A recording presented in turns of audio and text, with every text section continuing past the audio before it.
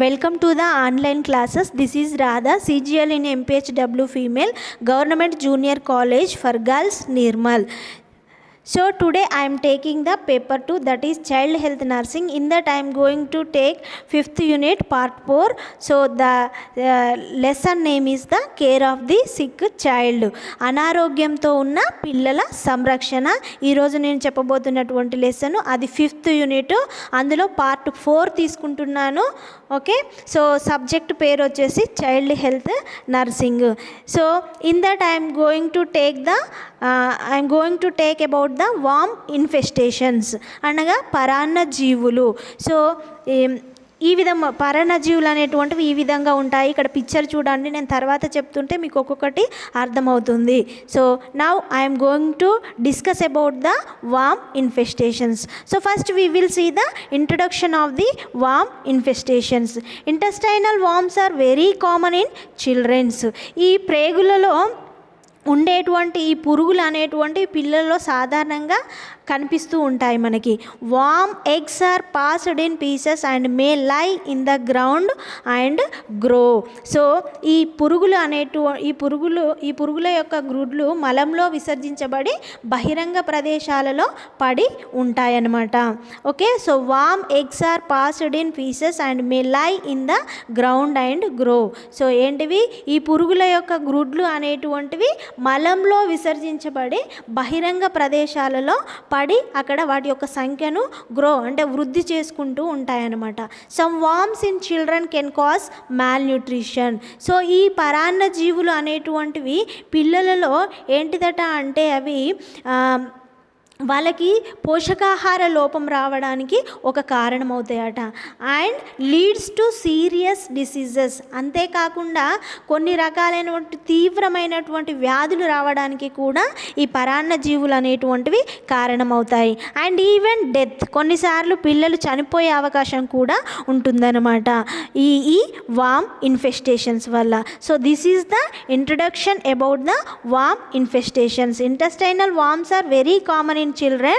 Worm eggs are passed in pieces and may lie in the ground and grow.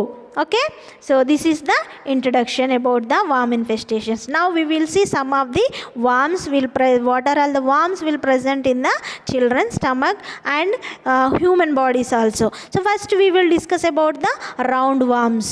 So these round worms ni మనం తెలుగులో ఏమంటాము అని అంటే వీటిని ఏలిక పాములు అని చెప్పేసి అంటాం అనమాట. సో రౌండ్ వామ్స్, వీటిని తెలుగులో ఏలిక పాములు అని అంటాము. when the ova are swallowed and develop into pink or white worm about 20 to 30 centimeter long, it may cause interstitial obstruction. So ఏమవుతుందట అంటే ఈ యొక్క రౌండ్ వామ్స్, ఏలిక పాములు అనేటువంటి ఈ ఏలిక పాముల యొక్క గుడ్లు అనేటువంటివి శరీరంలోకి పోయి అవి పింక్ కలర్లో అభివృద్ధి చెందుతాయట. పింక్ కలర్లో లేదా వైట్ కలర్లో అభివృద్ధి చెందుతాయి. వాటి పొడవు చూస్తే ఎంత ఉంటుందట అంటే 20 to 30 సెంటీమీటర్ పొడవు కలిగి ఉంటాయట ఇవి. It may cause interstitial obstruction. So ఇవి ఏంటివి? పేగులలో అవరోధం అనేటువంటివి కలిగిస్తాయి అన్నమాట. సో ఇవి ఏలిక పాములు, round worms. Okay, so understand. Next we will see the so this is the picture of the round worms. చూడండి, జీర్ణాశయంలో రౌండ్ వామ్స్ అనేటువంటివి ఈ విధంగా రౌండ్గా తిరిగిపోయి ఉన్నాయన్నమాట ఇవి జీర్ణాశయంలో. Next we will see the signs and symptoms of the round worm infestations. ఏలిక పాములు శరీరంలోకి ప్రవేశించినప్పుడు ఎలాంటి గుర్తులు, లక్షణాలు కనిపిస్తాయి అనేటువంటిది ఇప్పుడు మనం చెప్పుకోబోతున్నాం. So child may be malnourished and swollen abdomen. So ఏమవుతుందట అంటే ఈ పిల్లలు ఏ పిల్లలలో అయితే ఈ ఏలిక పాములు ప్రవేశించుంటాయో వాళ్ళ శరీరంలో, ఆ పిల్లలు సరైనటువంటి పోషకాహారాన్ని తీసుకోలేరట. అంతేకాకుండా వాళ్ళ కడుపు మొత్తం ఉబ్బిపోయి ఉంటుందట. And next one is the abdominal pain. So వాళ్ళకి ఊరికే కడుపు నొప్పి వస్తుంది. ఇండైజెషన్ అండ్ వీక్నెస్, వాళ్ళు ఏది తిన్నా కూడా పిల్లలకి డైజెషన్ అనేటువంటిది కాదు, అంటే ఆ జీర్ణం అనేటువంటిది కాదు. తర్వాత వీక్ అయిపోతారు పిల్లలు. కన్వల్షన్స్ ఆర్ ఆస్తమా, వీళ్ళకి ఫిట్స్ లేదా ఉబ్బసం వ్యాధి కూడా వచ్చే అవకాశము ఉందన్నమాట. Next treatment. So if we see the treatment for the roundworm infections, we can give the bebendazole 10 mg or albendazole 15 mg for kg body weight twice a day for 3 days. So ఏ పిల్లలలో అయితే ఈ ఏలిక పాములు ప్రవేశించి ఉంటాయో round worms, who are all got the round worm infestations, so we have to give the mebendazole or albendazole tablet that 10 mebendazole is the 10 mg for kg body weight, or albendazole if we will give albendazole, that we have to give 15 mg for kg body weight twice a day for 3 days. ఏంటిది రోజుకు 2 సార్లు ఈ విధంగా 3 రోజుల వరకు కంటిన్యూషన్గా మెబండజోల్ కానీ లేకపోతే albendazole tablet కానీ పిల్లలకి ఇవ్వాలి. పైరనెంటిల్ ఆర్ పెమోట్, సో ఇది కూడా 10 mg we can give. Piperazine citrate, ఇది 100 to 150 mg for kg body weight for 1 to 2 days at night before sleep. So పిల్లలు నిద్రపోవడానికి ముందు ఈ పెపర్జిన్ సిట్రేట్ అనేటువంటిది 100 to 15 mg వాళ్ళ బాడీ వెయిట్ని బట్టి మనము 1 నుంచి 2 రోజులు వీళ్ళకు ఇవ్వాల్సి ఉంటుంది. ఏది నిద్రపోవడానికి ముందు మనము ఈ ట్యాబ్లెట్ పిల్లలకి ఇచ్చినట్లయితే వాళ్ళకి కొంత ఉపశమనం అనేటువంటిది కలుగుతుందన్నమాట. So this is the treatment for the roundworm infestations. Prevention, effective drug therapy, so మంచి మందులు వాళ్ళకు ఇవ్వాలి. శానిటరీ డిస్పోజల్ ఆఫ్ ఎక్స్క్రీటా, సురక్షితంగా ఏంటిది మలాన్ని డిస్పోజ్ చేయాల్సి ఉంటుంది. సేఫ్ డ్రింకింగ్ వాటర్, సురక్షితమైనటువంటి నీటిని తాగడానికి ఇవ్వాలి. Food hygiene or personal hygiene, so అంతేకాకుండా పిల్లలు తీసుకునేటువంటి ఆహారము శుభ్రంగా ఉండేటట్టు చూసుకోవాలి. దానితో పాటు వాళ్ళు వ్యక్తిగతమైనటువంటి పరిశుభ్రత, పర్సనల్ హైజీన్ని కూడా పాటించేటట్లు చూడాలి. పిల్లలు వ్యక్తిగతంగా కూడా పరిశుభ్రంగా ఉండేటట్టు చూడాలి. Improving habits of hand washing before eating and after eating. అంతేకాకుండా ఈ పిల్లలు అన్నం తినడానికి ముందు, తర్వాత మల విసర్జన చేసిన తర్వాత ఖచ్చితంగా వాళ్ళకి చేతులు కడుక్కునేటువంటి అలవాటును నేర్పించాలి. అప్పుడు వాళ్ళకి ఈ ఈ ఇన్ఫెస్టేషన్స్ ప్రాబ్లమ్స్ అనేటువంటివి రాకుండా మనము చేయొచ్చు. అవాయిడెన్స్ ఆఫ్ ఓపెన్ డెఫెకేషన్, అంటే బహిరంగ ప్రదేశాల్లో మల విసర్జన చేయకుండా చూడాలి. యూజ్ ఆఫ్ శానిటరీ లాట్రిన్స్, సురక్షితమైనటువంటి లాట్రిన్స్ను ఉపయోగించే విధంగా చూడాలి. సో ఇది round worm infestations. Round worms పిల్లల శరీరంలోకి ప్రవేశించినప్పుడు ఈ విధమైనటువంటి గుర్తులు, లక్షణాలు. తర్వాత రాకుండా ఉండాలి అంటే ముందుగానే ప్రివెన్షన్ ఏంటంటే ఇలాంటి జాగ్రత్తలు కనుక తీసుకున్నట్లయితే వాళ్ళకి రౌండ్ వామ్స్ అనేటువంటి శరీరంలోకి పోకుండా కాపాడవచ్చు కొంతవరకు. Next we will see the thread worms. ఇది ఒక రకమైనటువంటి పురుగులు. ఈ థ్రెడ్ వామ్స్ అంటే ఏంటంటే దారపు పురుగులు లేదా నులి పురుగులు అని చెప్పేసి అంటాం అనమాట.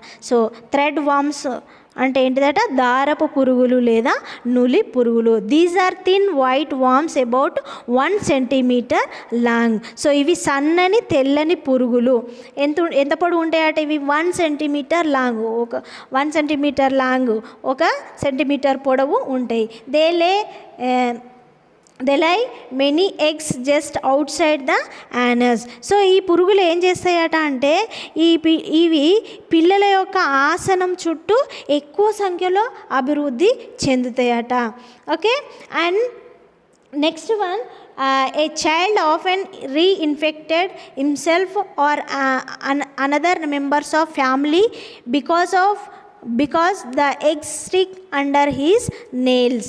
Okay, so a child often reinfected himself or another members of family because the eggs stick under his nails.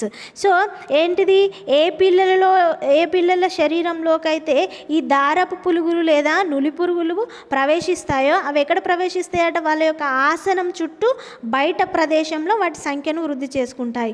అయితే ఏ పిల్లలు అయితే ఈ పిల్లలు ఈ వ్యాధి ఉన్నటువంటి పిల్లలు గోళ్ళతో వాళ్ళ ఆసనమును గోకుకొని అదే చేతితోని నోట్లో పెట్టుకోవడం వల్ల కానీ లేకపోతే తనకు తానే ముట్టుకోవడం వల్ల ఏమవుతుందంటే ప్రతిసారి వీళ్ళు ఈ వ్యాధి బారిన పడుతూ ఉంటారు. అంతేకాకుండా వాళ్ళ కుటుంబంలోని ఇతరులకు కూడా ఈ వ్యాధిని సంక్రమింపజేసే అవకాశము ఉందన్నమాట. సో ఇది థ్రెడ్ వామ్. ఇక్కడ మీకు చూసినట్లయితే సో ఈ విధంగా ఉంటాయి థ్రెడ్ వామ్స్ అనేటువంటివి. Next science and symptoms of the thread worms. So ఏంటిది, ఈ నూలి పురుగులు శరీరంలోకి ప్రవేశించినప్పుడు ఎలాంటి గుర్తులు లక్షణాలు కనిపిస్తాయో మనం ఇప్పుడు చూద్దాం. ఏంటట, the first one is the itching around the anus. ఏంటిది, ఈ నులి పురుగులు అనేటువంటివి శరీరంలోకి ప్రవేశించినప్పుడు ముఖ్యంగా వాళ్ళకి దురద అనేటువంటి లక్షణం కనిపిస్తుంది. అది ఎక్కడ ఉంటుందట, మెయిన్గా వాళ్ళ యొక్క యానస్ చుట్టూ ఈ దురద అనేటువంటిది ఉంటుంది. ఎప్పుడు స్పెషల్గా నైట్ టైంలో ఈ దురద అనేటువంటిది పిల్లల్లో మనం గమనించవచ్చు. డే టైంలో మామూలుగానే ఉంటారు, నైట్ టైంలో ఈ దురద. సో ఈ ప్రత్యేకమైనటువంటి లక్షణం ద్వారా మనము ఈ థ్రెడ్ వామ్స్ లేదా నులి పురుగులను మనము గుర్తించవచ్చు. సో ఇది ఒక రకమైనటువంటి లక్షణం మనకి ఈ పిల్లల్లో కనిపిస్తాయి. Next one restlessness. అంతేకాకు ఈ పిల్లలు ఎప్పుడు చిరాగ్గా మనకి కనిపిస్తూ ఉంటారు. Sleep disturbances. ఎందుకు స్లీప్ డిస్టర్బెన్సెస్ ఉంటాయి, పిల్లలకు పాపం నైట్ టైంలో ఊరికే యానస్ దగ్గర దురద వస్తుంది కాబట్టి వీళ్ళు సరిగా నిద్రపోరు. టీత్ గ్రైండింగ్ అంటే ఏంటిది, పిల్లలు ఎప్పుడు పళ్ళని బిగబెట్టేస్తారు ఆ దురదతో. Next abdominal pain. సో కడుపులో ఈ పురుగులు ఉండడం వల్ల పిల్లలు కడుపు నొప్పితో బాధపడుతుంటారు. Loss of weight. ఏమవుతుంది, వాళ్ళ యొక్క బరువు అనేటువంటిది తగ్గిపోతారు. ఓకే, ఎందుకు తగ్గిపోతారు, ఈ నులి పురుగులు వాళ్ళ యొక్క శరీరంలోకి ప్రవేశించడం వల్ల వాళ్ళు ఏమవుతారు, సరిగా తినకపోవడం వల్ల, ఓకే తిన్నది సరిగా వంట పట్టకపోవడం వల్ల వీళ్ళ వెయిట్ అనేటువంటిది తగ్గిపోతుంది. And nausea. కొన్నిసార్లు ఏంటిది, వికారం అంటే వాంతులు వచ్చినట్టుగా అనిపిస్తుంది. వామిటింగ్. కొన్నిసార్లు వామిటింగ్ కూడా కావచ్చు, వామిటింగ్ వచ్చినట్టు అనిపిస్తుంది. కొన్నిసార్లు వాంతులు కూడా చేసుకుంటారు. Vomiting and diarrhoea. కొన్నిసార్లు వాంతులు, మోషన్స్, విరేచనాలు కూడా ఈ పిల్లలలో కలగవచ్చు అనమాట. సో ఇలాంటి గుర్తులు లక్షణాలు మనకి ఏ పిల్లలలో అయితే నులి పురుగులు ఉంటాయో, థ్రెడ్ వామ్స్ ఉంటాయో, ఇలాంటి లక్షణాలు అనేటువంటివి కనిపిస్తూ ఉంటాయన్నమాట. Next treatment. So what is the treatment for the thread worm infestations means that we can give albendazole, mebendazole tablet. So all the worm infestations we can give these tablets.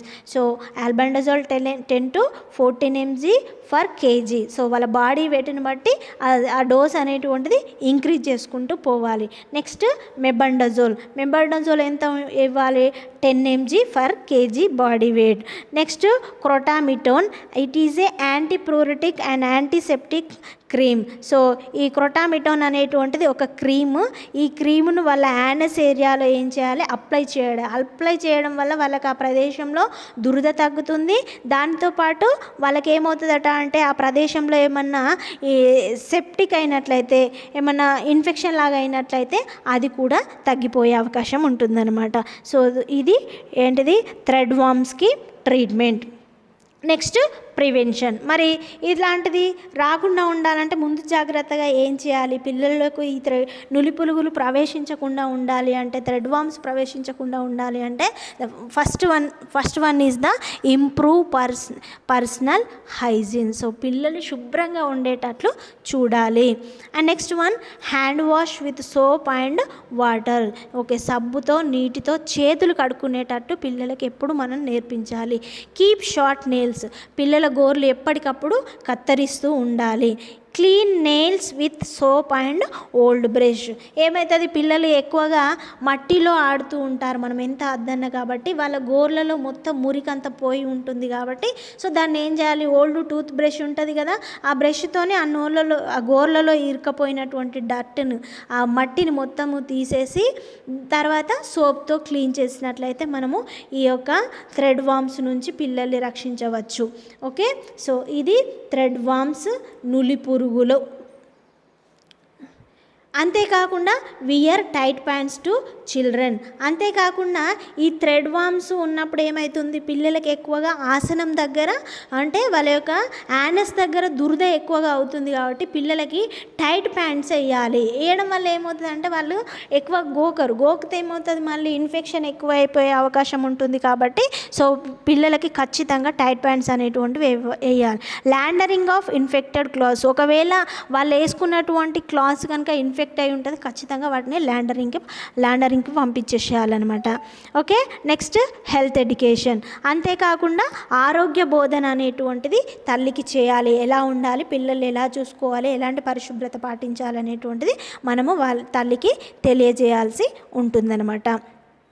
So next one, tape warm infestations. So బద్దె పురుగులు, tape worms అంటే ఏంటిదంటే బద్దె పురుగులు అని చెప్పేసి అంటామన్నమాట. So మరి ఇది ఒక రకమైనటువంటి పరాన్నజీవి.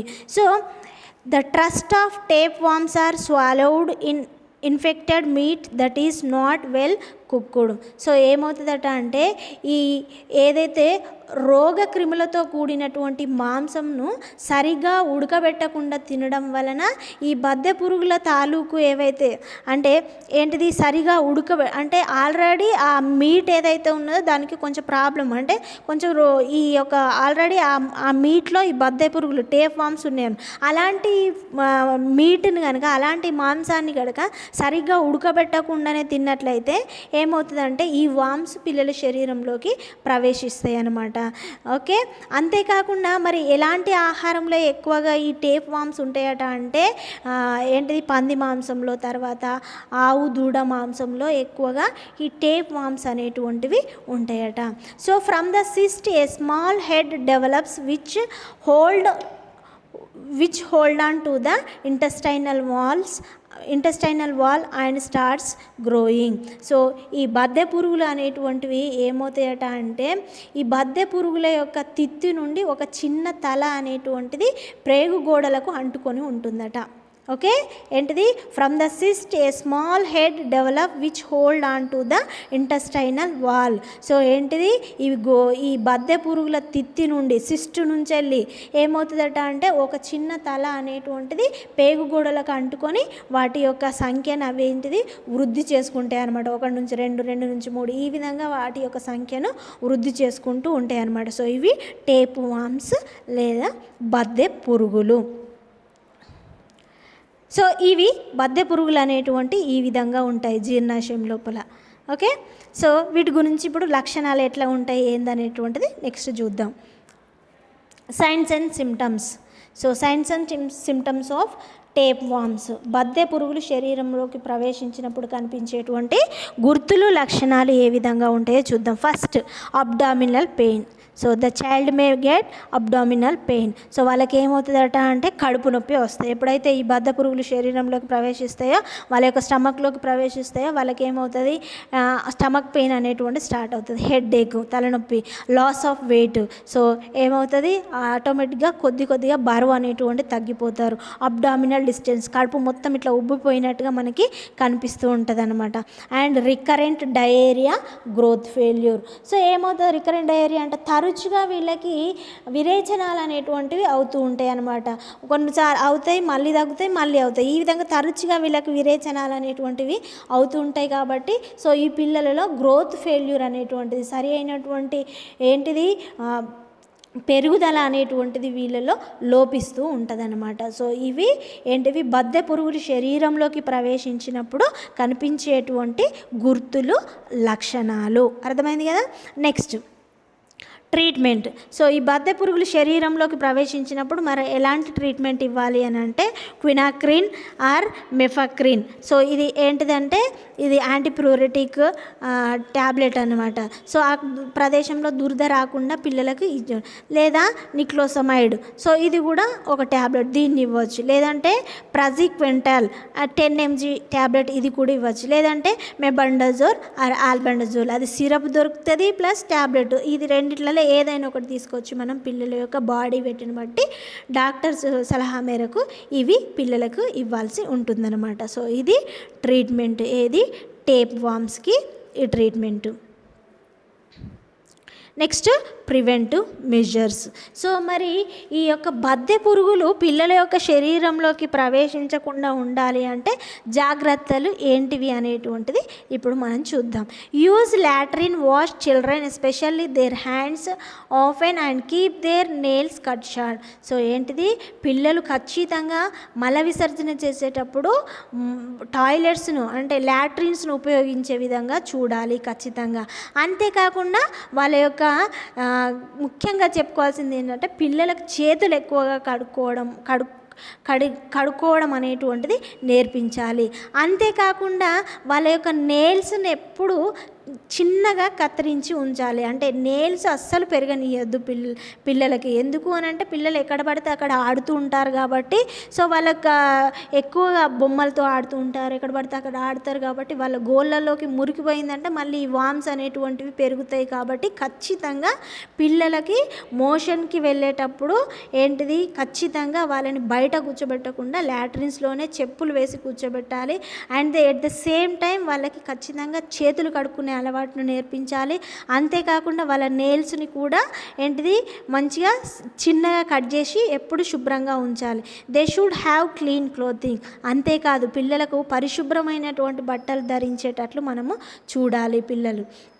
Okay, next wash fruits and vegetables before eating them రా.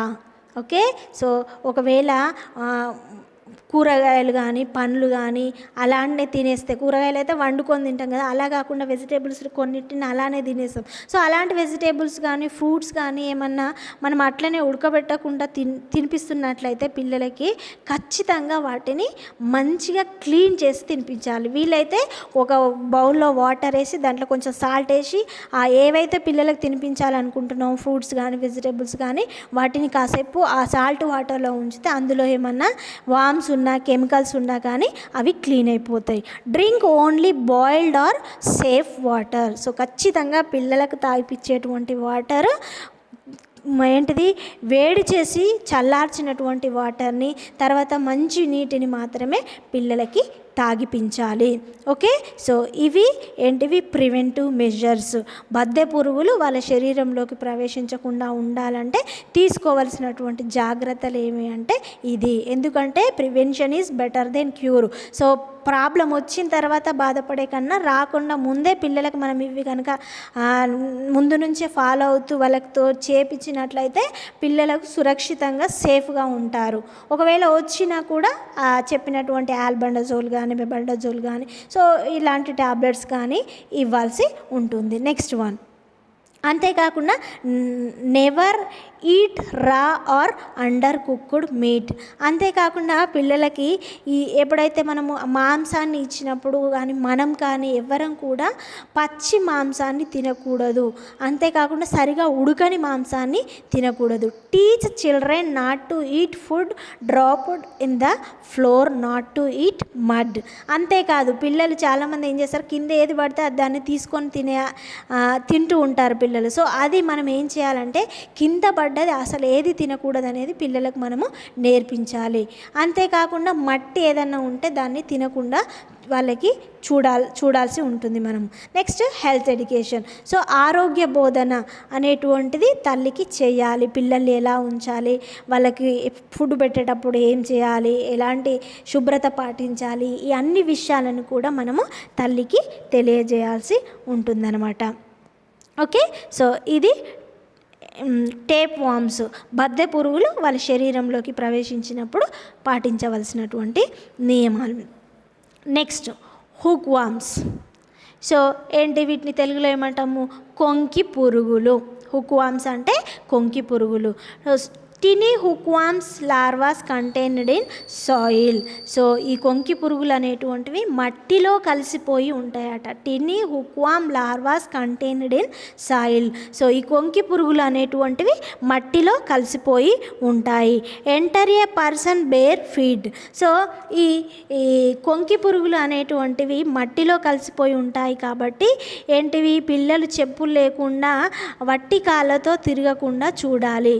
ఒకవేళ వీళ్ళు చెప్పులు లేకుండా వట్టి కాళ్ళతో కనుక తిరిగినట్లయితే వాళ్ళ యొక్క పాదాల ద్వారా ఈ యొక్క కొంకి పురుగులు అనేటువంటివి పిల్లల యొక్క శరీరంలోకి ప్రవేశిస్తాయన్నమాట.